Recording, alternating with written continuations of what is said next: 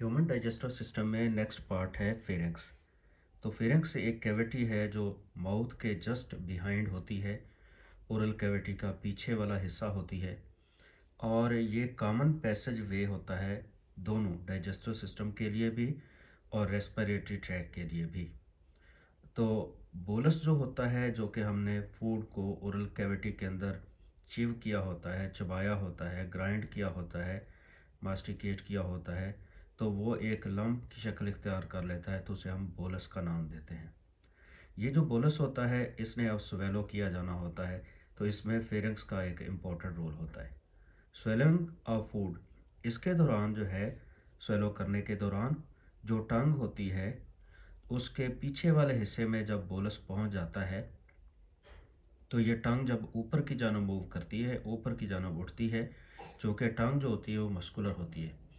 तो वो जो बोलस है उसकी मदद से जो सॉफ्ट पैलेट होता है वो ऊपर की जानब उठा दिया जाता है। तो ये ज़ाहिर है जो पैलेट है ये ओरल कैविटी की रूफ है, यानी छत है। तो जो स्टूडेंट्स, सॉफ्ट पैलेट होता है ये इंटरनल नेरीज यानी अंदर वाले जो नथने होते हैं, तो उनको ऊपर की जानब सॉफ्ट पैलेट के पुश करने की वजह से उनको क्लोज कर देता है। और इस तरह जो इंटरनल नेरीज हैं वो नेज़ल कैविटी और ओरल कैविटी का आपस में कनेक्शन ख़त्म कर देते हैं। इससे होता कुछ यूँ है कि जो फूड स्वेलो की जा रही होती है वो नेज़ल कैविटी में नहीं जा सकती, यानी ऊपर की जानब उसमें से कोई भी हिस्सा, चाहे हम लिक्विड को इनगल्फ कर रहे हैं, निगल रहे हैं, स्वेलो कर रहे हैं, या सॉलिड को स्वेलो कर रहे हैं, तो कुछ भी नेज़ल कैविटी के अंदर नहीं जा सकता। और जो सॉफ्ट पैलेट है ये जब ऊपर की जानब उठता है तो उसके नतीजे में फेरेंक्स के अंदर आसानी के साथ जो फूड है वो डाइजेस्टिव ट्रैक के अंदर ही एंटर हो सकती है। अब नेज़ल कैविटी फेरेंक्स के मूवमेंट के नतीजे में क्लोज हो जाती है और सेम टाइम में जो लेरेंक्स है, अब लेरेंक्स क्या है, ये स्टूडेंट्स जो रेस्पिरेटरी ट्रैक होता है उसकी जो पहली डक्ट होती है, पहली नाली होती है, उसको हम ट्रेकिया बोलते हैं। तो ट्रेकिया की जो ऊपर वाला हिस्सा होता है उसको लेरेंक्स बोला जाता है। तो लेरेंक्स का जो एक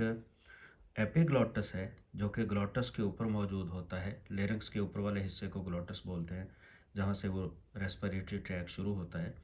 तो उसको बंद करने के लिए एक एपिग्लॉटस मौजूद होता है जो कि एक कार्टिलेज का फ्लैप होता है, वो भी मस्कुलर होता है। तो ये स्वेलिंग के प्रोसेस के दौरान ना सिर्फ इंटरनल नेरीज को बंद किया जाता है ताकि फूड जो है वो नेज़ल कैविटी में ना जा सके, उसके साथ साथ एपिग्लॉटस होता है वो ग्लॉटस को बंद कर देता है ताकि फूड रेस्पिरेटरी ट्रैक यानी ट्रेकिया के अंदर एंटर ना हो सके। और इस तरह जो बोलस है वो ट्रेकिया में एंटर होने के बजाय एसोफेगस में चला जाता है। स्वेलिंग का ये प्रोसेस हम एक इमेज की सूरत में देख रहे हैं। तो यहाँ पर ये आप देख रहे हैं ओरल कैविटी है, ये टंग है, चीक्स हैं, लिप्स हैं, यहाँ जो बोलस है ये सबसे पीछे की जानब है। तो यहाँ पर ये बोलस जो है फेरेंक्स के अंदर पहुँच चुका है और यहाँ पर उन तमाम एक्टिविटीज़ के नतीजे में ये जो बोलस है ये एसोफेगस में मूव कर चुका है। तो इस दौरान आपने देखा है कि एक तो टंग मूव करती है, अपवर्ड मूव करती है, ये जो सॉफ्ट पैलेट है ये थोड़ा ऊपर की जानब उठ गया था पीछे वाली इमेज के अंदर अगर हम देखें, तो ये जो ट्रेकिया है इसको क्लोज कर दिया गया था। इसके ऊपर जो ढकना था उसको लिड को हम बोल रहे हैं एपिग्लॉटस। तो इस तरह ये जो फूड है ना तो नेज़ल कैविटी में पहुंची है और ना ही रेस्पिरेटरी ट्रैक जो कि ट्रेकिया है उसमें ये एंटर हुई है, बल्कि सीधा एसोफेगस में इसकी एंट्रेंस हुई है। तो स्टूडेंट्स ये जो फेरेंक्स है इसका इम्पोर्टेंट रोल जो होता है वो स्वेलिंग ऑफ फूड में होता है कि जब ओरल कैविटी के अंदर क्रश की गई फूड, चिव की गई फूड जिसको हमने चबाया होता है, मास्टिकेट किया होता है, ग्राइंड किया होता है,